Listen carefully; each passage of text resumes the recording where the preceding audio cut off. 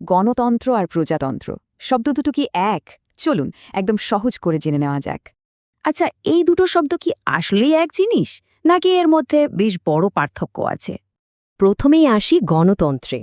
সোজা কথায় এটা হলো জনগণের শাসন, মানে ভোটের মাধ্যমে সরকার পরিচালনায় অংশ নেওয়া। ব্যাপারটা অনেকটা স্কুলের ছাত্র সংসদ নির্বাচনের মতো।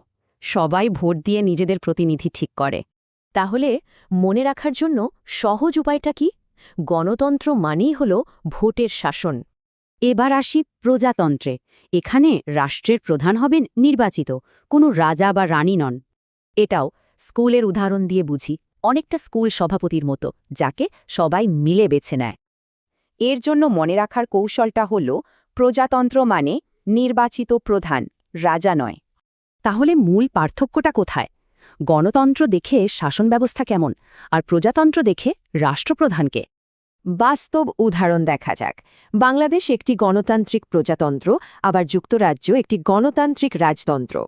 তার মানে বাংলাদেশে রাষ্ট্রপ্রধান নির্বাচিত হন, আবার দেশ চলে জনগণের ভোটে। দুটোই আছে।